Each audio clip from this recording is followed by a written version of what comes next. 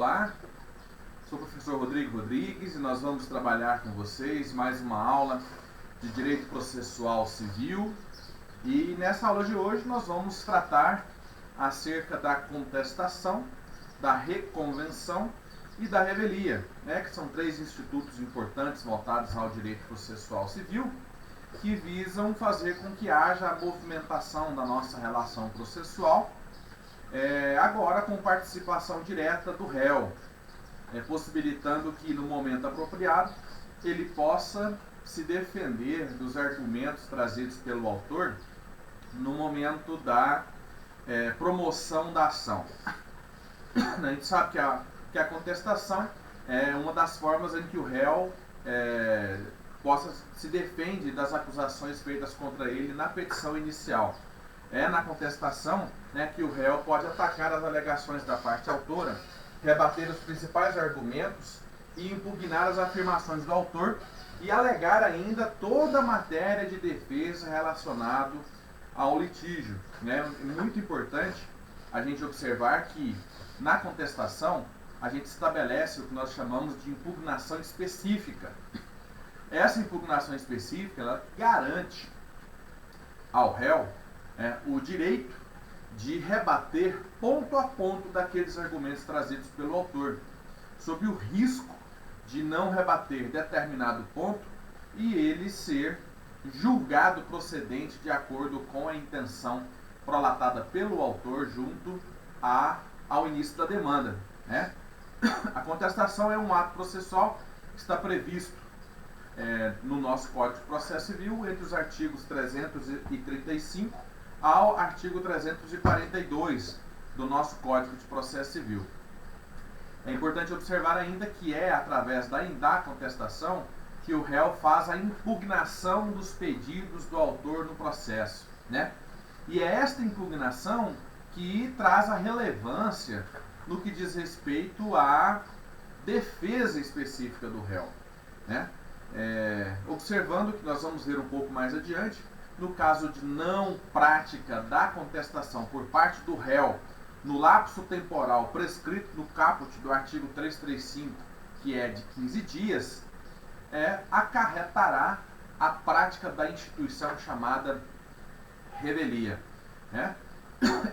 Embora o nosso atual Código de Processo Civil ele aponte que a contestação é uma peça facultativa, não se recomenda não se defender, até mesmo porque esta será a única oportunidade específica que o réu terá para se defender dos argumentos trazidos pelo autor.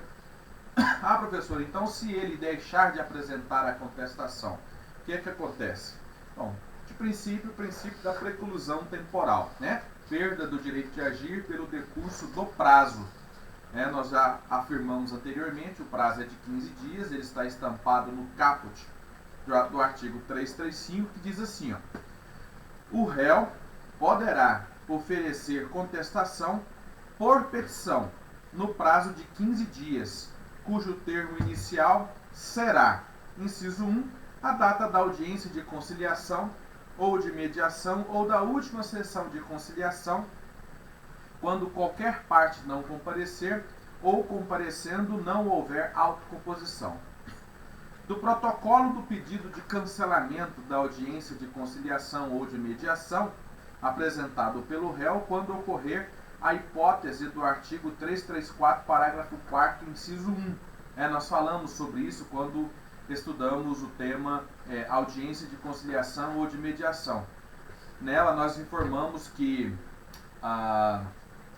o autor tem como requisito da petição inicial a possibilidade de manifestar pelo desinteresse na realização da audiência de conciliação quando da elaboração da petição inicial. E o réu terá como fazê-lo por petição escrita dirigida ao juiz da causa a manifestação de desinteresse na realização da audiência de conciliação prazo mínimo de 10 dias antes da audiência. Então, se eventualmente o réu manifestar por este desinteresse no que diz respeito à realização desta audiência de conciliação, tendo o autor também se manifestado anteriormente, a data do protocolo desta manifestação por parte do réu de desinteresse na audiência de conciliação, este é o marco inicial para a contagem desses 15 dias que terá o réu para a apresentação da formal peça de contestação. Isso nos faz reportar novamente ao dispositivo do caput do artigo 335 e diz, onde o legislador disse que o réu fará a contestação por petição, ou seja, formalmente deve ser apresentado neste procedimento comum peça escrita, direcionada ao magistrado. E por fim, o inciso 3 do artigo 335 diz que também é marco inicial a data prevista no artigo 231, de acordo com o modo como foi feita a citação. Aí vamos relembrar que estudamos sobre os marcos iniciais para a prática do ato por parte do sujeito processual, aqueles que estão descritos no artigo 231 do nosso Código de Processo Civil. Quando, por exemplo, a citação for realizada através dos correios, o marco inicial é a juntada do AR ao processo, devidamente cumprido, claro.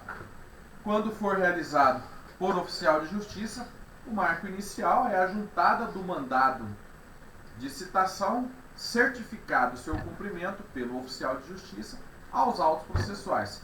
E assim por diante, levando em consideração todas as hipóteses prescritas no artigo 231 do nosso Código de Processo Civil. Ainda mais, no caso do litisconsórcio, nós vamos considerar ainda as disposições prescritas nos parágrafos 1º e 2º do mesmo artigo 335, havendo litisconsórcio passivo e nenhum deles quiser a conciliação, o prazo é individual, levando em consideração que será contado a partir do protocolo de cada um deles do pedido de cancelamento da audiência realizada. Então a gente deve levar em consideração que no caso do litisconsórcio passivo, cada um dos litisconsórcios terá a oportunidade de fazê-lo por petição direcionada ao juiz no prazo mínimo de 10 dias antes da audiência. Então é claro que para cada um deles que protocolizar o pedido de cancelamento da audiência, terá um prazo diferente para a apresentação da peça de contestação. Ainda havendo mais de um réu e o direito não admitir a autocomposição, que é o caso que está previsto no artigo 334, parágrafo 4º, inciso 2, e ainda houver desistência do autor em relação a qualquer um desses réus, ainda que não citado, o prazo será considerado da intimação da decisão que homologar a desistência. É uma disposição que a gente não pode deixar de observar, levando em consideração que pode se verificar a ocorrência prática de qualquer uma das situações que prescrevem a possibilidade de dilatação ou de alteração dos prazos para do início da contagem do prazo, para que o réu possa apresentar a peça de contestação. E por isso a importância de se verificar a existência do litisconsórcio passivo, levando em consideração que cada um deles pode ter prazos diferentes para o exercício prático da contestação, levando em consideração as nuances prescritas nos parágrafos 1º e 2º do artigo 335 do nosso Código de Processo Civil. A gente ainda observa que o princípio da contestação, ou seja, o princípio da eventualidade, ele determina que o réu deve, em sede de contestação, alegar toda a matéria de defesa, tanto matéria processual como também matéria de mérito, levando em consideração que é a única oportunidade que o réu vai ter para esse tipo de alegação. Porque em algumas modalidades processuais, como é o caso do processo penal, a gente utiliza aqui como matéria de direito comparativo, lá no processo penal a gente aguarda determinados momentos da relação processual para que a gente possa expor as nossas teses. Então a defesa tem esta particularidade lá. Aqui no processo civil, não. É necessário que o réu deduza todas as matérias de defesa que serão utilizadas na peça de contestação, sob pena de preclusão. Tá? Não vai ter outra oportunidade para isso. E é por isso que a gente ressalta a importância da contestação para a defesa do réu, né? Pois este é o momento oportuno para que ele possa alegar todas as suas razões, sob pena de não poder mais utilizar desses determinados argumentos de defesa que não forem alegados nesse propício momento da apresentação da contestação, que, repito, que o prazo processual é de 15 dias, prescrito legalmente no dispositivo do artigo 335 do nosso Código de Processo Civil. E sobre esse tema, pessoal, é exatamente o que dispõe o artigo 336 do nosso Código de Processo Civil, em que o legislador assim disciplinou. Incumbe ao réu alegar na contestação toda matéria de defesa, expondo as razões de fato e de direito com que impugna o pedido do autor e especificando as provas que pretende produzir. Tá? Aqui, da mesma forma como nós fazemos, ou como nós estudamos lá na petição inicial, o réu ele precisa indicar as modalidades probatórias que produzirá no futuro. Claro que ele não precisa produzir todos os tipos probatórios, levando em consideração que alguns deles deverão ser produzidos em audiência específica. Mas aquelas modalidades de provas que comportam serem apresentados no momento da contestação, esta é a oportunidade legal que o réu terá para fazer a sua exposição integral, sob pena, repito, de ocorrência de preclusão temporal. Além disso, a nossa legislação dispõe no artigo 337 a ocorrência das chamadas preliminares de contestação. Venha a ser isso. Observem só. A nossa contestação ela deve ser estruturada, no momento da sua elaboração, em duas partes bem específicas. A primeira parte, o réu fará a sua defesa processual, ou seja, uma defesa indireta. Na segunda parte, ele fará uma defesa de mérito. Aí sim ele estará explorando efetivamente a matéria que está deduzida pelo autor junto à petição inicial. Essa defesa processual deve ser feita primeiramente num tópico separado chamado de preliminares. E essas preliminares elas estão todas arroladas no dispositivo do artigo 337 do nosso Código de Processo Civil. Há defesas que a gente observa serem processuais e que somente irão retardar o curso normal do processo. São as chamadas defesas processuais dilatórias. Elas ocorrem quando o réu alerta o magistrado, quando ele estabelece de forma específica a existência de alguma imperfeição formal, algum vício formal que deve ser sanado antes do decurso da relação processual. Esses vícios, em razão da sua natureza, não irão causar a extinção do processo, mas apenas uma ampliação do procedimento que deverá se ajustar nos moldes do que for exigido pela nossa legislação. Por outro lado, a gente observa a existência de algumas modalidades de defesa de cunho processual que causam a extinção do processo, antes mesmo que o magistrado analise o mérito. São as chamadas defesas processuais peremptórias. Estas defesas processuais acontecem quando o réu estabelece a demonstração ao magistrado que a imperfeição formal ou vício formal apresentado pelo autor até aquele dado momento é tão grave, é tamanha proporção, que impede que o feito prossiga e que dessa forma determine que o magistrado julgue extinto o processo, obviamente, sem apreciação de mérito. E num terceiro momento, a gente observa um terceiro grupo, que assim a gente poderia dizer, que são as chamadas defesas processuais dilatórias, que podem se tornar peremptórias. O que é isso? Essas ocorrem quando há uma imperfeição formal que não enseja a extinção do processo e que depende da conduta do autor para sanar essa imperfeição. Só que se o autor não cumprir isso dentro do lapso temporal prescrito pelo magistrado e o vício não for sanado, automaticamente poderá acarretar até mesmo a extinção do nosso processo. Assim, a disposição prescrita no artigo 337 do nosso Código de Processo Civil, ele estabelece as chamadas preliminares de contestação, que devem ser alegadas, como o próprio nome já diz, preliminarmente à discussão do mérito. O mérito é exatamente a discussão dos motivos, do porquê da intentação da ação. Agora, a possibilidade de se discutir preliminarmente esses vícios que nós acabamos de mencionar, estão eles prescritos no dispositivo do artigo 337 do nosso atual CPC. Diz o seguinte: incumbe ao réu, antes de discutir o mérito, alegar, inciso 1, inexistência ou nulidade de citação. Nós já verificamos anteriormente, quando estudamos as disposições relativas a esse tipo de comunicação processual, que ao se tratar de momento em que dá ciência ao réu da existência da ação para que ele venha a se integrar à relação jurídica, nós verificamos alguma metodologia prescrita pelo nosso código com o intuito de fazer valer de forma válida a disposição contida no ato citatório.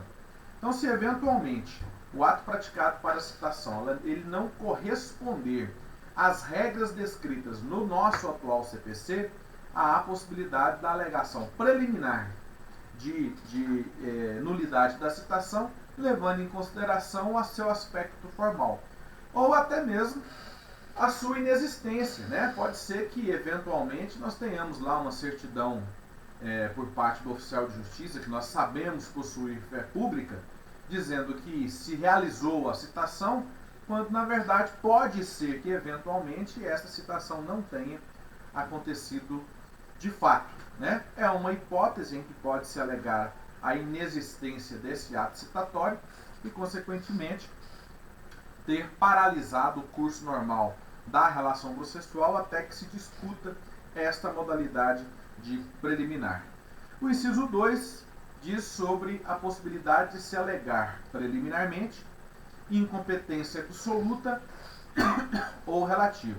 Incompetência absoluta, a gente sabe que o juiz deve de ofício se declarar incompetente. Mas se não o fizer, há a possibilidade de se arguir em preliminar a existência dessa incompetência absoluta. E nas hipóteses de incompetência relativa, é a oportunidade que nós vamos ter de fazer esta arguição neste momento em sede preliminar. Ainda, inciso 3, incorreção do valor da causa. Estudamos sobre a forma de realização ou de estabelecimento do valor da causa, constante nas disposições contidas nos artigos 291 e 292 do nosso atual Código de Processo Civil. Ou se eventualmente o autor não obedeceu essas regras esculpidas nessa disposição legal, há a possibilidade, nesse momento, de fazer a arguição para que o juiz adeque a relação processual ao valor que, de fato, corresponda ao mecanismo processual. Inciso 4, inépcia da petição inicial, e nós vimos as disposições da inépcia quando estudamos o artigo 330 e verificamos as hipóteses em que o juiz deve declarar inepta. Professor, mas não disse que a inépcia o juiz vai arguir de ofício quando verificar a ocorrência de qualquer vício formal no que diz respeito à elaboração da petição inicial? Sim, mas eventualmente pode ser que o juiz não tenha verificado a existência de causa em que viabilize a prática da inépcia. Se ele não agiu de ofício nessa hipótese, agora a oportunidade de fazê-lo corresponde à arguição a ser exercitada pelo réu. Inciso 5, perempção, nós já falamos sobre o instituto da perempção, que é a perda do direito de promoção da ação quando o autor der causa à extinção da ação por culpa própria. Então, se ele der causa por 3 vezes, aí ocorre a perempção do direito de ação e, consequentemente, não haverá a possibilidade da intentação da mesma ação, salvo hipóteses em que alegar retenção ou especificamente o direito. Inciso 6 diz respeito à litispendência, né, que é a existência de mais de uma ação que corresponda aos mesmos critérios de objetividade e subjetividade. O inciso 7 diz respeito à coisa julgada, né? Então, se anteriormente o objeto dessa demanda já tiver sido discutido em ação própria e o juiz já tiver dado sentença que tenha apreciado o mérito, não haverá mais a possibilidade, e esse mérito transitado em julgado, aí obviamente não haverá mais a possibilidade de voltar a discutir essa demanda. Isso obviamente sob o aspecto da regra, que nós já vimos algumas hipóteses em que possibilita, mesmo depois do trânsito em julgado, naquelas ações que viabilizam a prática da revisão, né? Por exemplo, a revisional de alimentos, que é uma das hipóteses, salvo as exceções, ocorrida a coisa julgada, inviabiliza, obviamente, a movimentação desta relação jurídica. O inciso 8 diz respeito à conexão de ações, né? A conexão de ação diz respeito à possibilidade da existência de ações que possuem um liame de ligação no que diz respeito ao objeto, à causa de pedir e às partes, possibilitando nessa hipótese que haja reunião das ações conexas a serem discutidas de princípio através do juízo prevento, né? Qual seja aquele que primeiro conheceu da ação. O inciso 9 diz respeito à incapacidade da parte, né? Defeito de representação ou ainda falta de autorização, né? Vocês já viram, nós já estudamos lá em Direito Civil, né, a capacidade do sujeito, né, os sujeitos nesta ótica são classificados por incapazes, relativamente ou absolutamente para a prática dos atos, ou os capazes. Se eventualmente ocorrer hipótese em que se verifica a incapacidade de fato ou de direito da parte para agir em uma relação processual, ou ainda qualquer tipo de defeito de representação, né, seja pelo seu representante legal ou pelo seu representante nomeado através de ato procuratório, haverá de se discutir também nesta hipótese em sede preliminar. Ainda nos casos de convenção de arbitragem, nós verificamos sobre a lei que trata das cortes de conciliação e arbitragem e que dizem respeito à possibilidade de discussão acerca das cortes específicas, cuja finalidade é discutir, apreciar e julgar matérias que são afetas à sua responsabilidade específica, através dos árbitros das cortes. Ainda, o inciso 11 diz respeito à ausência de legitimidade ou de interesse processual, que são dois pressupostos processuais. Inciso 12, falta de caução ou outra prestação que a lei exige como preliminar. A gente sabe que em algumas hipóteses e em algumas modalidades processuais, a legislação define a obrigatoriedade da prestação de caução real ou caução fidejussória, que viabiliza a possibilidade de se estabelecer uma garantia de que o réu não terá um prejuízo no que diz respeito à condução da demanda. E se verifica essa disposição, há a possibilidade do réu em alegar em matéria de preliminar a falta desta garantia a ser exercitada e, obviamente, a avaliação do magistrado a possibilitar que se preste a caução caso haja essa necessidade. E, por fim, inciso 13, que diz respeito à indevida concessão do benefício da gratuidade da justiça. Sabemos que o autor tem à sua disposição o direito prescrito no artigo 98 do nosso Código de Processo Civil, qual seja a garantia de se especificar o exercício do direito em direito de petição junto aos órgãos judiciários e ainda a possibilidade de fazê-lo sem que tenha que pagar custas e despesas processuais, se eventualmente o autor alegar de forma ilegítima a existência desta incapacidade financeira, se atestado ou requerido através da hipossuficiência as disposições relativas à arguição falsa de incapacidade financeira, é também uma possibilidade que terá o réu de arguir, neste dado momento, em sede preliminar de contestação, a indevida concessão de gratuidade da justiça para que seja cassada os benefícios da justiça gratuita ao autor que não tem ou que não preenche os requisitos legais para que seja beneficiário desta gratuidade da justiça. Pessoal, naquelas hipóteses em que o réu alega ser ilegítimo passivo, a nossa legislação ela prescreve que esta alegação, quando feita, deve o réu, na sua arguição de legitimidade, indicar quem deve figurar no polo passivo, se ele, obviamente, tiver conhecimento, sob pena de responder pelos prejuízos atinentes ao autor, que o autor eventualmente venha a sofrer, pela falta desta informação.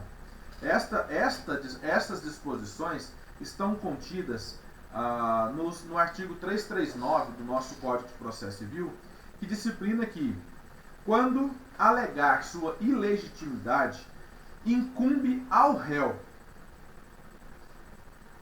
indicar o sujeito passivo da relação jurídica discutida sempre que tiver conhecimento, sob pena de arcar com as despesas processuais e de indenizar o autor pelos prejuízos decorrentes desta falta de indicação. Tá? Então haverá sempre a viabilidade prática desta arguição de ilegitimidade passiva. Quando isso acontecer, e quando o réu fizer esta arguição formal, competirá ao autor, o juiz o intimará para manifestar acerca dessa legitimidade com a indicação do possível polo passivo. O autor poderá requerer ao juiz que insira o indicado pelo réu no polo passivo em litisconsórcio ao réu originário, ou poderá requerer a sua substituição pelo indicado. Essas disposições estão contidas também no nosso artigo 339, nos seus parágrafos 1º e 2º, que assim disciplina sob a ótica do legislador. O autor, ao aceitar a indicação, poderá, no prazo de 15 dias, procederá, no prazo de 15 dias, a alteração da petição inicial para substituição do réu, observando ainda o parágrafo único do artigo 338. Ou, parágrafo 2º, diz assim: o réu, no prazo de 15 dias, o autor pode optar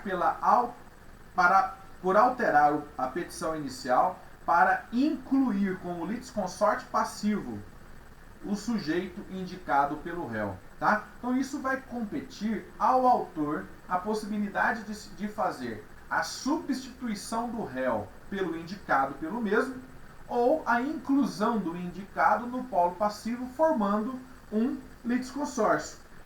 A observação que o legislador faz é quanto à necessária observação à disposição contida no parágrafo único do artigo 338, que disciplina que, realizada a substituição, o autor reembolsará as despesas e pagará os honorários ao procurador do réu excluído, que serão fixados entre 3% e 5% do valor da causa, ou sendo irrisório isso, nos termos do artigo 85, parágrafo 8º, É aquela em que o juiz fará a avaliação equitativa, quando o valor é irrisório ou inestimável, ele fixará, consoante a sua livre apreciação, a fixação dos honorários do advogado do réu excluído, para que ele não tenha ou não venha a sofrer prejuízo por ter sido incluído equivocadamente nesta demanda.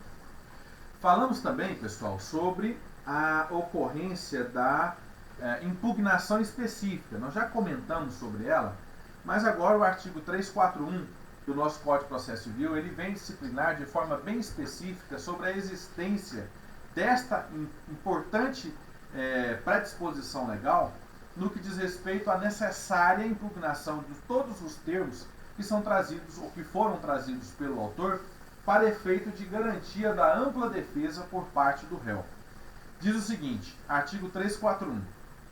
Incumbe também ao réu manifestar-se precisamente sobre todas as alegações de fato constantes na petição inicial, presumindo-se verdadeiras as não impugnadas, salvo se, inciso 1, não for admissível ao seu respeito a confissão. 2. A petição inicial não estiver acompanhada de instrumento que a lei considerar da substância do ato. E 3. Estiverem em contradição com a defesa consideradas em seu conjunto. Salvo estas exceções prescritas nos dispositivos dos incisos do artigo 341, ao réu é obrigatória a disposição da prática da impugnação específica. Tem exceção? Tem. O parágrafo único traz a exceção à aplicação dessa regra quando diz que o ônus da impugnação específica dos fatos não se aplica ao defensor público, ao advogado dativo e ao curador especial. Por que disso, pessoal? Quando o advogado ele é constituído pelo réu para a prática da defesa, ele obrigatoriamente vai ter que explorar de forma detida, de forma como o próprio nome do principiológico prescreve, de forma específica, todos os argumentos trazidos pelo autor. Isso difere da disposição do defensor público ou do advogado dativo nomeado, ou ainda do curador especial. Este poderá fazer uma defesa genérica. E essa defesa genérica, basta que o defensor público, o procurador nomeado, ou ainda o curador nomeado, basta que eles apresentem de forma geral, de forma bem genérica, que discordam da totalidade dos argumentos trazidos pelo autor. E nesta hipótese, consequentemente, haverá a viabilidade prática do exercício do recebimento da contestação sem que tenha qualquer tipo de prejuízo no que diz respeito à defesa. Tá? Agora, como nós já esclarecemos isso em momentos anteriores, o momento apropriado para que o réu possa explorar na totalidade o aspecto da defesa é a contestação. Pode fazê-lo no momento posterior? Via de regra, não.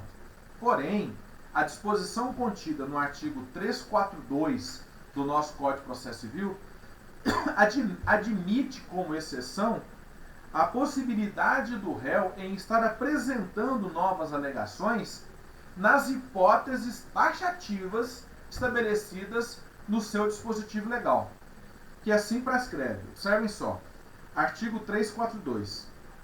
Depois da contestação, só é lícito ao réu deduzir novas alegações quando, inciso 1, relativos a direito ou a fatos supervenientes. 2. Competir ao juiz conhecer delas de ofício. E 3. Por expressa autorização legal, puderem ser formuladas em qualquer tempo ou grau de jurisdição. Tá? Pessoal, naquelas hipóteses em que, eventualmente, ao tempo da contestação, eu, réu, não tinha conhecimento acerca de determinada matéria. Matéria essa que eu só tive conhecimento no momento posterior. Se o conhecimento desse objeto ou desse direito adveio no momento posterior à apresentação da defesa, claro que não vou ser impedido de apresentar essa arguição em um momento posterior. O mesmo acontece naquela hipótese em que eu não tive acesso ou não tinha conhecimento a algum documento até o momento da apresentação da contestação. Tá? Se eventualmente eu tive esse acesso no momento posterior, automaticamente haverá a possibilidade de estar fazendo a sua apresentação formal em um momento posterior, sem que tenha qualquer tipo de prejuízo, né? A disposição, inclusive, na hipótese em que o juiz deva conhecê-la de ofício, ou seja, naquelas modalidades em que evidencia a realidade do direito público, né, evidenciado pela sua natureza ou pelo seu objeto, não haverá a possibilidade de qualquer impeditivo legal que impossibilite ao réu a discussão acerca dessa matéria em qualquer fase da relação jurídica. Essas, pessoal, são as disposições que nós temos acerca desse importante instituto relacionado ao direito de defesa, que é afeto ao próprio réu, no momento em que a legislação possibilita que o mesmo interponha ou exercite o seu direito de defesa, o seu direito de contraditório, que será efetivado com a elaboração deste importante instituto jurídico chamado de contestação. Bom, além da contestação, é também matéria da nossa aula de hoje um outro importante instituto chamado de reconvenção. A reconvenção, ela está disciplinada no nosso Código de Processo Civil no artigo 343, que disciplina a possibilidade do réu em estabelecer pedidos no curso da relação jurídica. No momento da contestação, conforme está disciplinado no artigo 343, estabelece que é lícito ao demandado, em uma ação, agir contra o próprio autor ou terceiro nos mesmos autos da ação inicial, independentemente da contestação, sendo obstada pela ação pela desistência ou extinção do processo em que figura como réu. O réu poderá, na oportunidade da elaboração da sua contestação, criar um capítulo específico e nele estabelecer a possibilidade prática do exercício da reconvenção. A reconvenção nada mais é do que a oportunidade que o réu tem de, através do princípio da economia processual, estabelecer requerimentos contra o autor na mesma demanda, possibilitando que o juiz julgue tanto a ação feita pelo autor quanto a reconvenção apresentada pelo réu na mesma sentença quando for julgar ao final da relação jurídica. Dessa forma, pessoal, a reconvenção é uma forma de defesa típica do réu, por meio da qual propõe a sua demanda contra o autor nos mesmos autos, como eu já disse anteriormente, de forma mais genérica. Trata-se de uma resposta do réu ao pedido inicial, porque contém a defesa apresentada por meio dos pedidos do réu contra o autor. Com isso, em um mesmo processo passam a existir duas relações jurídicas distintas, né? Do autor contra o réu e do reconvinte, que é o réu, contra o reconvindo, que passa a também ter nomenclatura o autor. Então nós teremos, na mesma demanda, autor e réu, e de modo inverso, reconvinte e reconvindo, que exercitarão seus direitos de defesa no curso dessa demanda.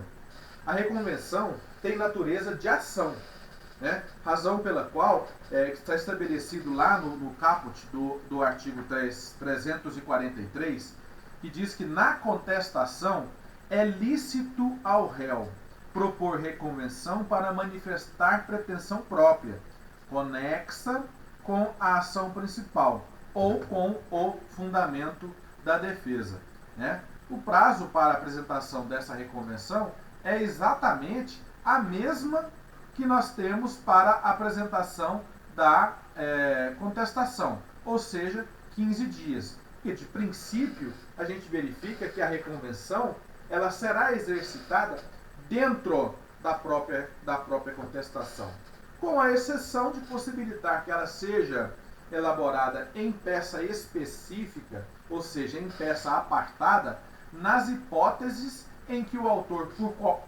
em que o réu, por qualquer que seja o motivo, não quiser contestar.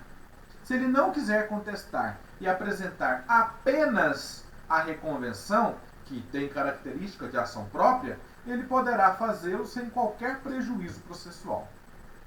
A gente tem que observar que, ao contrário do que prescreve a reconvenção, a contestação, a reconvenção é um ato específico que contém alguns requisitos. Primeiro, a observação dos requisitos formais da petição inicial, né? Os artigos 319 e 320 do nosso Código de Processo Civil. A apresentação da mesma por petição na contestação, né? Deve ser observado que o prazo processual para ela, como eu já disse, é o mesmo prazo de 15 dias, né? Que é o prazo para a apresentação da defesa. Né? É observar ainda a existência de competência do juízo da petição inicial para processar e julgar também a reconvenção. Né? Ainda, compatibilidade com os procedimentos da petição inicial e da reconvenção. E que exista, por fim, uma conexão entre a petição da reconvenção e a petição inicial, né? Para que não haja, para que não destoem os procedimentos e inviabilizem o julgamento da demanda. Né? Então é claro que se o autor promove uma demanda, uma ação de cobrança, eu posso eventualmente fazer uma cobrança contrária ao autor, com a possibilidade de requerer o recebimento de direitos que me são afetos. Eventualmente eu devo, mas eventualmente eu também tenho possibilidade de recebimento de algum crédito. Consequentemente, nessa ótica, eu posso aproveitar a ação que já está em trâmite para que eu possa exercitar o meu direito de cobrança dentro da mesma relação processual. O que acontece, por exemplo, nas ações indenizatórias. Pode ser que o autor pressuponha a existência de algum direito relacionado ao réu. Mas e se o réu entender que ele também possui direitos indenizatórios relacionados ao autor?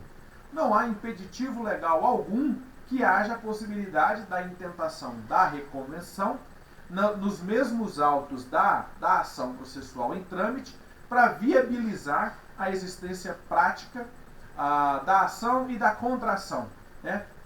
Viabilizando, obviamente, a instituição do direito processual. Por fim, pessoal, a gente trata da instituição chamada revelia.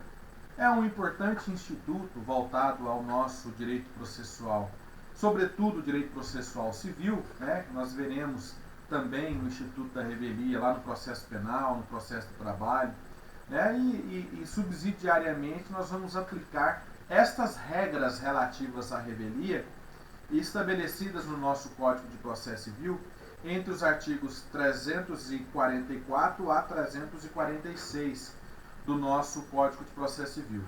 Quando a gente fala, pessoal, sobre esse Instituto da Revelia, a gente estabelece que o direito de defesa e o contraditório é um pressuposto processual, né, constante das normas processuais fundamentais estabelecidas lá no artigo 7º do nosso atual Código de Processo Civil.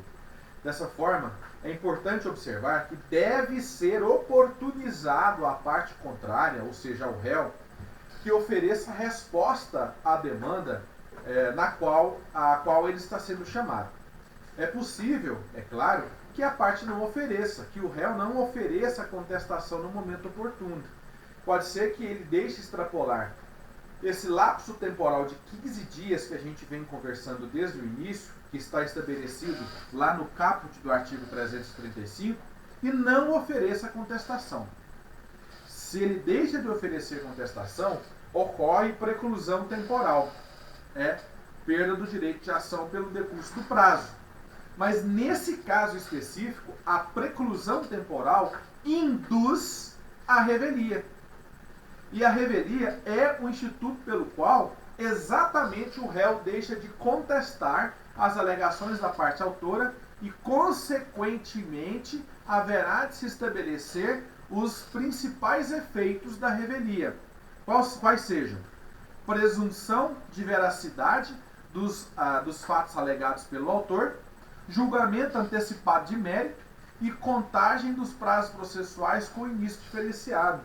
Isso se estabelece, pessoal, com a possibilidade do juiz, de pronto, conforme está estabelecido no caput do artigo 344, estabelecer já a veracidade, ou a presunção de veracidade dos argumentos do autor, e estabelecer o julgamento antecipado de mérito, promovendo sentença que julga procedente os pedidos estampados pelo autor. Observe só o que disciplina o artigo 344 do nosso Código de Processo Civil.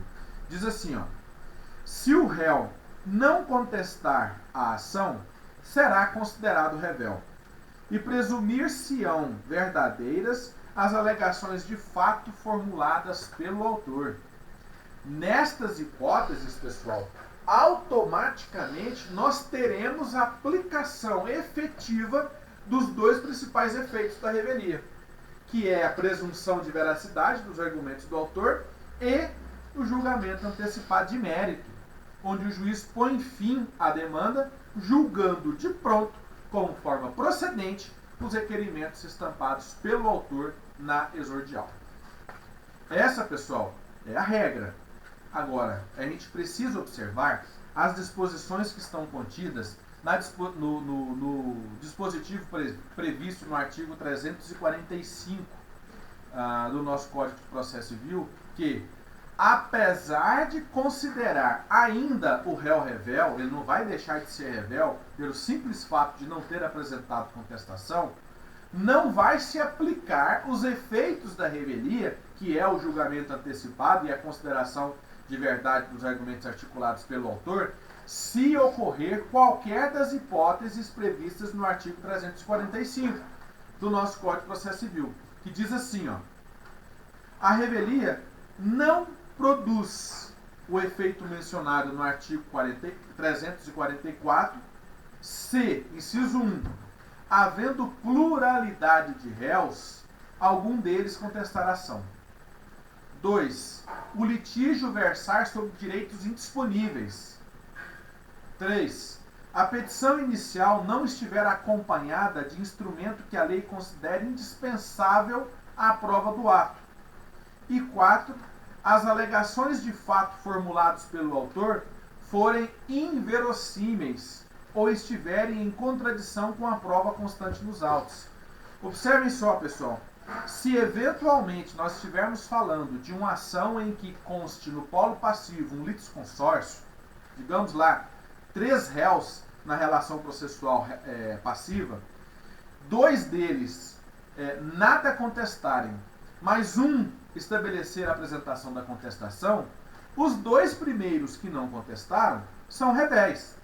Não tem dúvida nenhuma. Há a revelia. Né? Só que não se aplica o efeito da revelia, levando em consideração que o terceiro réu apresentou a peça contestatória. Então, nesta hipótese, nós não haveríamos de falar em aplicação desses efeitos do caput do artigo 344. Mas isso não vai deixar de declarar a revelia dos 2 primeiros réus que deixaram de apresentar a sua contestação no prazo e forma legal. Não se aplica também essa disposição estabelecida no caput do artigo 344 quando o litígio estiver em discussão, tratarem direitos indisponíveis. Né? Quais sejam, por exemplo, aqueles que estão estabelecidos no caput do artigo 5º da Constituição Federal. Direito à vida, direito à liberdade, direito à igualdade. Então, nessas hipóteses, não haverá a possibilidade de se falar também em aplicação deste efeito da revelia. Se a petição inicial não estiver acompanhada de documento público considerado indispensável. Observe só. Nós temos uma ação muito simples. Vamos imaginar aqui uma ação de divórcio. Né? Para que haja a possibilidade de discutir o divórcio e cessar o vínculo conjugal, haverá a necessidade de uma prova documental da existência desse vínculo do matrimônio, que é a certidão de casamento. Nós não haveremos de falar na existência de nenhum outro documento ou qualquer que seja a alegação que substitua a certidão de casamento. Para provar que são casados, obrigatória a certidão de casamento. Então imaginemos que o autor promove a ação de divórcio contra o réu, requerendo o divórcio, alegando que são casados. mas deixa de apresentar a certidão de casamento. E por um lapso, o juiz não observa que tratava-se de documento indispensável, conforme está disciplinado no artigo 320 do nosso atual Código de Processo Civil, e passa. Se eventualmente passar, o juiz vai observar, no momento da decretação da revelia, de que falta esse documento essencial. E o réu deixou de apresentar a contestação, o juiz vai considerar o mesmo revel, mas ao invés de fazer julgamento antecipado de mérito, ele vai determinar que o autor prove a condição de casado, para que tão somente depois haja a viabilidade prática da decretação por sentença do divórcio estabelecido de acordo com o requerimento estampado pelo autor. Por fim, pessoal, para a gente fechar esse bloco, a gente observa que o réu, uma vez declarado revel, ele poderá adentrar a relação jurídica em qualquer momento processual, tá? Mas ele receberá os autos processuais na fase e no estado em que ele estiver. Ou seja, aqueles atos já ultrapassados, os atos pretéritos ao momento da entrada do réu revel, não poderão ser repetidos. Tá? Então, uma vez decretada a revelia, se ele não tiver, inclusive, defensor no processo, ele sequer será intimado da realização dos atos processuais. E será considerado válido no momento da publicação, conforme está especificado no dispositivo do artigo 346 do nosso Código de Processo Civil, que diz o seguinte: os prazos contra o revel que não tenha patrono nos autos, ou seja, que não tenha advogado constituído nos autos, fluirão na data da sua publicação do ato decisório no órgão oficial. E o parágrafo único diz que o revel poderá intervir no processo em qualquer fase, recebendo-o no estado em que se encontrar. Ah, professor, então quer dizer que se o réu revel chegar no processo no momento da produção de provas e ele indicar provas a serem produzidas, ele poderá exercitar essas provas? Sim. Se eventualmente ele chegar no processo na fase em que o juiz o questiona as partes sobre eventual prova a ser produzida e ele indicar a prova que ele quer produzir, fatalmente ele poderá realizá-la, sem nenhum problema. Se ele chegar no processo, por exemplo, na fase da sentença, o juiz acabou de prolatar a sentença, mas ele foi revel durante o processo inteiro, pergunto, ele pode recorrer dessa decisão? Claro que pode. Se ele ainda estiver no prazo para a interposição recursal, não há impeditivo legal algum que vá inviabilizar o seu exercício prático recursal. Ele poderá interpor o recurso sem qualquer prejuízo, observando que os atos que já foram realizados não serão realizados novamente. Tá? Ele assumirá o processo da fase em que ele estiver adiante. Beleza? Então, pessoal, para fechar, esse foi o nosso bloco de hoje, da nossa aula de hoje, que dispôs sobre a contestação, a reconvenção e a revelia. Para isso, anexo a esta videoaula, a esta rápida videoaula, a gente estabelece o questionário, o material de apoio e também as instruções para a aula. Tá? Então, analisem, leiam, estudem o material disposto e posteriormente respondam ao questionário, observando os prazos para o encaminhamento do mesmo ao e-mail do professor. Tá bom? Agradeço a todos pela atenção, obrigado por mais essa disposição e nos encontramos mais adiante na nossa próxima aula. Obrigado e até mais.